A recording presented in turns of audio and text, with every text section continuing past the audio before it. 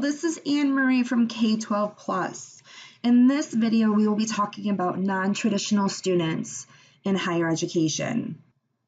Characteristics of non-traditional students are individuals who are seeking degrees while juggling other responsibilities such as work and family commitments.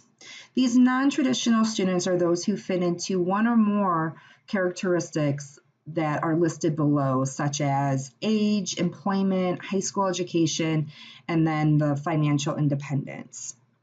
What many think of as a typical college student is changing and could reshape campuses across the country. According to the Department of Education, roughly 20 million students were expected to attend college this fall. But a new NPR article says almost 74% of those students fall outside the traditional student category. Joining us now is the co-writer of that article, NPR reporter Alyssa Nadworny. Good to see you.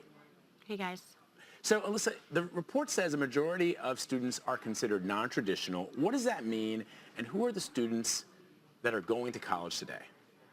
So I think we have this perception are working full-time, they're paying on their own, not with their parents, they have kids, they go to school part-time, they wait to go to college a few years after they graduate.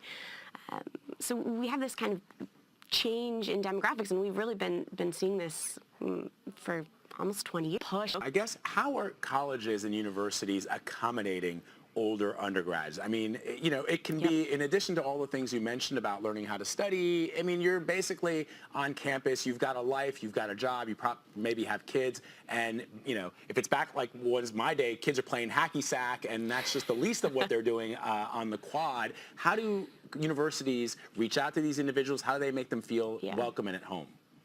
Well, we've seen, for the schools who are doing really well in reaching those students, we've seen an increase in tutoring, an increase in academic advising to help them pick the classes that they need to graduate, so they're not wasting time on classes or credits that they don't need. They're not spending that very valuable federal aid money on that. We also are enrolling is because they want to transition into a specific role or a specific field.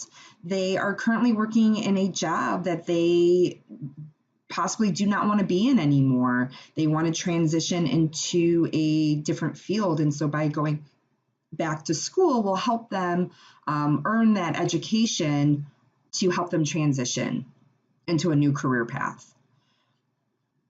Third, they're preparing themselves for today's job market. You know, a lot of companies are requiring degrees to move up in the corporation. So the non-traditional student, you know, has to go back to get that degree so they can move up in their current role.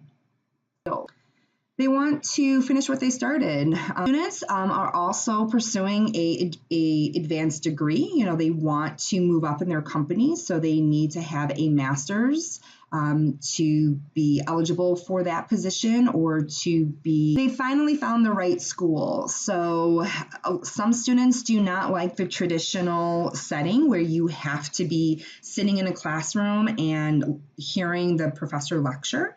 Some students, you know, prefer the online setting, so they have the flexibility of when they can do their assignments, when they can log in. Location is a big one, so they can, once they finally find that, institutions are adapting to non-traditional students. In the video, she did talk about this a little bit, but there is an increase in online learning programs. Like I said before, that some students do not like the traditional platform of going to the class, going to campus, sitting in class, listening to a lecture for 4 hours.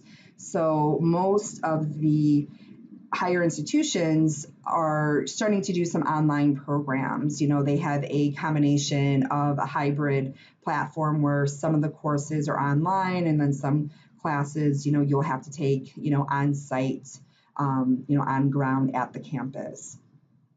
A lot of the non-traditional students are looking for the online programs because of the flexibility. You know, with them working, having children, you know, they need the flexibility of when they can be logging in and doing their assignments. So online platforms have increased, you know, significantly throughout the last couple years. A lot of The non-traditional students are also looking for a faster pace to get done with their degree, with them working and having a job that could be requiring them to get this degree. So there is a time limit, on that for the position. Also, with them having families, they don't want to be in school, for a long periods of time, to take away from their family responsibilities. So they are looking at programs that they can go at their own pace, or maybe just weekends only, depending on what other responsibilities that they have.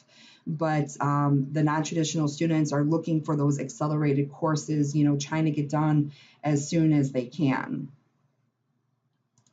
Services and the scheduling for non-traditional students, they are making sure that they have services in place for non-traditional students to help them continue on in the program and graduate. So they are starting to have student support advisors, also known as academic advisors, that are helping students with their degrees and helping them to pick out courses that they need to fulfill the graduation requirements, so then they can, get done as soon as possible.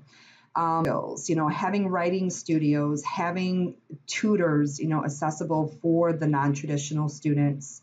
15, 20 years helps them